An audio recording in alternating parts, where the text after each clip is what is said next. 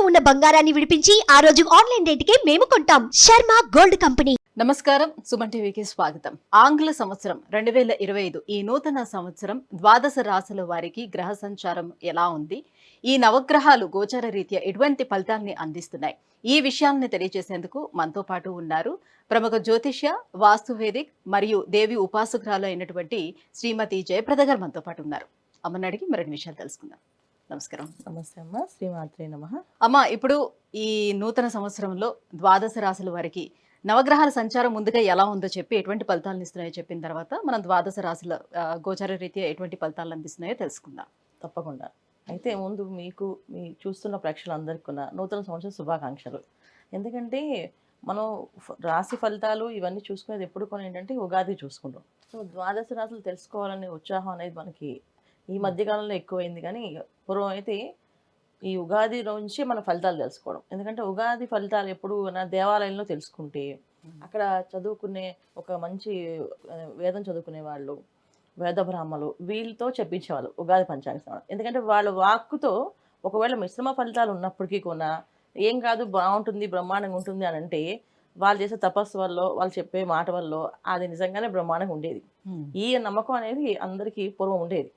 ఇప్పుడు అందరూ మనం ఇలా చూసుకుంటున్నాం, డిజిటల్లో వచ్చేసాం కనుక రాశి ఫలాలు తెలుసుకుంటున్నాం, ఇలా ఎప్పుడు పడితే అప్పుడు తెలుసుకుంటున్నాం. అయితే ఏంటంటే ఈ మిశ్రమ ఫలితాలు, మంచి ఫలితాలు ఎవరికి బాగున్నా ఎవరికి బాగోపోయినా మనం అందరం ఏంటంటే భగవంతుడి సేవ, భగవంతుడి మీద నమ్మకము, చేసే పనిలో చిత్తశుద్ధి ఉంటే అన్నీ ఆయన కాపాడుతుంటారు. అయితే ఈ ద్వాదశాలు తెలుసుకోవడం అనేది ఏంటంటే ఒక అడ్వాన్స్డ్ సైన్స్ అనమాట. జ్యోతిష్యం అనేది, జ్యోతిష్యం అంటే ఏంటి, జ్యోతి అనేది వెలుగు. మనం వెళ్ళే దారిలో ఏవేవి ముళ్ళు ఉన్నాయి, ఏవేవి ముళ్ళు లేకుండా ఉన్నాయి, బాగుంది బాగాలేదు తెలుసుకోవడానికి మాత్రమే జ్యోతిష్యం. అందుకని మనం ఈ జ్యోతిష్యాన్ని చూసుకోవడం అనేది తెలుస్తుంది. అయితే ఇవి వర్ష ఫలితాలు అంటాం. అంటే వర్ష ఫలితాలు అంటే శని భగవానుడు, గురువు, రాహు, కేతు వీళ్ళందరూ సంవత్సరంన్నరకి అలా మారుతారు. గురువు సంవత్సరం మారితే రాహు కేతులు 18 నెలలకి మారుతారు. శని భగవానుడు 2.5 సంవత్సరాలు మారుతారు. సో ఈ రాశులు మారడం అనేది ప్రతి సంవత్సరం ఏంటంటే గురువు ప్రతి సంవత్సరం మారుతారు. అయితే అప్పుడప్పుడు గురువుతో పాటు రాహు, అప్పుడప్పుడు శని భగవాన్ మారుతూ ఉంటారు. అయితే ఈ సంవత్సరం ఏంటి, 3 గ్రహాలు ఒకేసారి మారుతున్నాయి. ఎందుకు నెలల గ్యాప్లో, రోజుల గ్యాప్లో మారుతున్నాయి.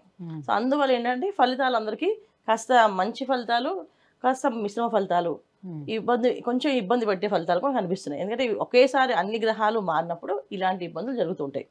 సో అదృష్టం తన్నుకొస్తుంది, అలాగే దురదృష్టం తన్నుకొస్తుంది. అలాంటి ఇబ్బందులు ఈ రాశుల వాళ్ళకి ఈ సంవత్సరం అంతా ఉన్నాయి. సో గురువు మనకి మే నుంచి మారుతున్నారు. శని భగవానుడు మార్చి 30 నుంచి మారుతున్నారు. రాహుకేతువులు మే 21 నుంచి మారుతున్నారు. సో అంటే మే నెలలో 1-2 రోజుల తేడాలో గురువు, రాహు, కేతు ముగ్గురు మారుతున్నారు. మార్చి 30 నుంచి శని భగవానుడు మారుతున్నాడు. ఇలా మారినప్పుడు ఏమవుతుందంటే ఇక్కడ మళ్ళీ శని భగవానుడు మారుతూ ఎవరితో ఉంటున్నాడంటే శని ప్లస్ రాహు కలిసి ఉంటున్నారు ఒకే రాశిలో. అది కాస్తంత కొంచెం ఇబ్బంది ఫలితాలు కొంతమందికి. మీనరాశిలోకి శని ప్రవేశిస్తున్నాడు. శని భగవానుడికి రాహు ఎక్కడైతే మీనరాశి ఉన్నాడో శని భగవాన్ వెళ్ళి దాంట్లో ప్రవేశిస్తున్నారు. మేము అంటే మార్చి 30 నుంచి అంటే ఒక నెల రోజుల పాటు శని రాహులు కలిసి ఉంటున్నారు.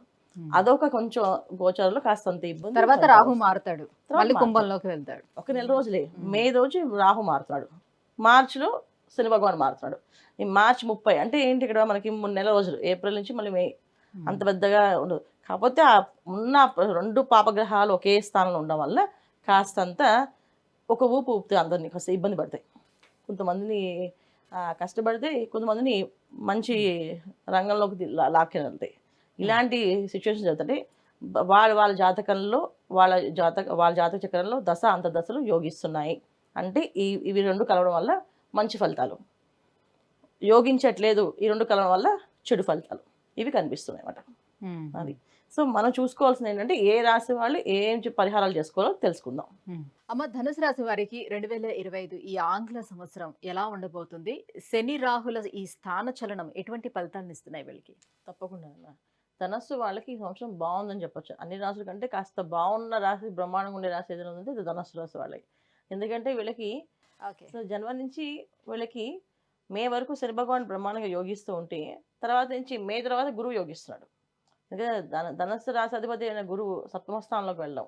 సప్తమ స్థానంలో గురువు ఉంటే ఏంటంటే ఎదుటి వాళ్ళు, మంచి వాళ్ళు, మంచి మిత్రులు, మనం ఎలాంటి వాళ్ళు అయినా సరే మంచి వాళ్ళు రావడం, వాళ్ళ వల్ల మనం మారడం, ఒకవేళ మనలో ఏదైనా కాస్త గుణం లోపం ఉన్నా ఆ లోపాన్ని సరి చేసే వాళ్ళు రావడం, అందరూ మంచి వాళ్ళతో స్నేహం చేయడం, పెద్ద పెద్ద వాళ్ళతో స్నేహం చేయడం, వాళ్ళతో సత్సంగాలతో ఏర్పడము, పూజలు రాని వాళ్ళకి పూజలు చేయించడం, భజన చేయడం, ఇవన్నీ జరుగుతాయన్నమాట.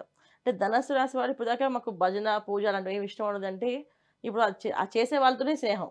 ఖచ్చితంగా స్నేహం చేస్తే కనుక స్నేహితుల కోసం చేయాలి కదా, అలా మార్పు అనేది సప్తమ స్థానంలో గురువు బాగా బ్రహ్మాండంగా వీళ్ళకి లాభస్థానాలు అన్ని యోగాలు తెప్పిస్తున్నాడు, బ్రహ్మాండంగా ఉంది.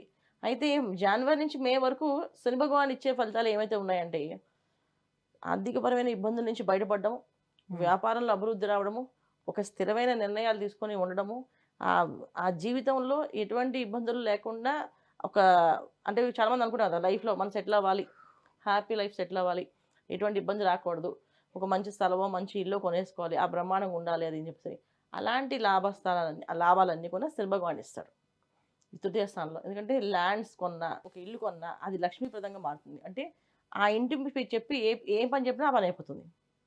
అంటే ఇప్పుడు డబ్బులు కావాలి మనకి అనుకోండి, జనరల్గా ఏమనుకుంటాం, మన ఇంట్లో పేపర్లు తీసుకెళ్ళి పెట్టేసి ఆ డబ్బులు తెచ్చుకుందాం అంటే ఆ ఇంటి పేపర్లు పెట్టే అవకాశం రాకుండా డబ్బులు ఏర్పాటు అవుతాయి అన్నమాట. సో అది లక్ష్మీ గృహంగా మారడం, లక్ష్మీ గృహంగా వాళ్ళకి ఏర్పడము, స్థలం అన్నా లక్ష్మీ స్థలంగా మారడం, ఇలా జరుగుతాయి అన్నమాట. ఇవన్నీ కూడా తృతీయ స్థానంలో శని భగవానుడు అన్ని వాళ్ళకి ఇస్తాడు. ధైర్యాన్ని, పట్టుదలని, కాస్త మొండితనాన్ని, సాధించే తత్వాన్ని ఇస్తాడు అన్నమాట. మరి అదే తృతీయంలోకి తర్వాత రాహు వస్తున్నాడుగా. రాహు వచ్చినప్పుడు కాస్తంత మిశ్రమ ఫలితాలు. తృతీయ స్థానంలో రాహు శని భగవాన్ ఇచ్చే ఫలితాలు ఇవ్వడం. ఎందుకంటే తృతీయ స్థానంలో రాహు వెళ్ళేది దేంట్లో వెళ్తున్నారు, ఆయన ఏ ప్లేస్లోకి వెళ్తున్నారు, కుంభంలోకి వస్తున్నాడు. అంటే శని రాహువులు. సో శని భగవాన్ ఉండే ప్లేస్లో రాహు వస్తున్నాడు. అప్పుడు ఏముంది, ఆలస్యాన్ని, ఆటంకాలని, బద్ధకాన్ని ఇస్తాడు. శని రాహుల కలయిక ఒకటి, అది 1 నెల రోజులు, అది కాస్తంత కొంచెం ఇబ్బంది. కానీ రాహు అక్కడ కంటిన్యూ ఉండడం వల్ల ఏమవుతుంది, కాస్త ఆలస్యం, కాస్త బద్ధకాన్ని, కాస్త ఏంటంటే ఒక తెలియని అహంకారాన్ని, మేము చేయగలలే, మాకు వస్తుంది, మా వల్ల అవుతుంది అనే మాటని తెలియకుండా ఒక అహంకారం అనేది వచ్చేస్తుంది అన్నమాట. ఇది రాహు తృతీయ స్థానంలో ఇచ్చేది. అయితే తృతీయ స్థానంలో రాహు కంటే కూడా ఇక్కడ రాహు ఎప్పుడైతే తృతీయ స్థానంలోకి వస్తాడో అక్కడ సప్తమ స్థానంలో గురువు వెళ్తున్నాడు. సో గురువు వెళ్ళడం వల్ల కాస్త మంచి సత్సంగం కానీ, మంచి వాళ్ళతో మిత్రులు కానీ, స్నేహితులు కానీ, సన్నిహితులు కానీ ఎవరైనా సరే మంచి వాళ్ళు అవ్వడము, అంటే కుటుంబ సభ్యులు మంచి వాళ్ళు రావడం, వివాహ శుభకార్యాలు అయినప్పుడు మంచి కుటుంబాల నుంచి రావడం, వాళ్ళు మంచి కుటుంబాలకు వీళ్ళు వెళ్ళడం కానీ ఇవి జరుగుతుంటాయి. సో ఎప్పుడైతే సప్తమ స్థానంలో గురువు బలంగా ఉన్నాడో ఇక తృతీయ స్థానం రాహు అంత బలంగా ఉండడు, సప్తమ స్థానం గురువే బలంగా ఉన్నట్టు. అది కేంద్ర స్థానాల్లో ఉండే గ్రహాలే ఎప్పుడు కూడా బలంగా యోగిస్తుంటాయి. అప్పుడు తృతీయ స్థానంలో ఉండే ఇబ్బంది మనకి వచ్చే వాళ్ళ ఫలితాలు చాలా తక్కువ ఫలితాలు. అది ఎవరికి ఇబ్బంది పడుతుందంటే విద్యార్థులకి. ధనస్సు రాశిలో విద్యార్థులు ఎవరైతే ఉన్నారో వాళ్ళకి మాకు వచ్చేస్తుంది, చదివేస్తాం, మేము రాయగలం పేపర్లు అనుకోవడం, అక్కడ ఎగ్జామ్ హాల్లోకి వెళ్ళి కొంచెం టెన్షన్ పడ్డాము, అది మర్చిపోవడము, రాకపోవడము, ఇవి విద్యార్థులు మాత్రమే ఇబ్బందులు.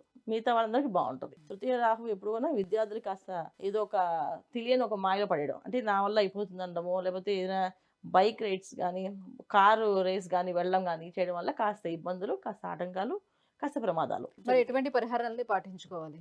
తప్పకుండా. సో ధనస్సు రాశి వాళ్ళు ఈ సంవత్సరం అంతా చేయాల్సింది ఏంటంటే మెయిన్ లక్ష్మీనారాయణ పారాయణ, అంటే లక్ష్మీనారాయణలు కలిపిన పూజ, అంటే విష్ణు సహస్రనామ పారాయణ కానీ, లక్ష్మీ అష్టోత్తరం, లక్ష్మీ సహస్రనామ పూజ కానీ ఇంట్లో చేయించుకోవడం.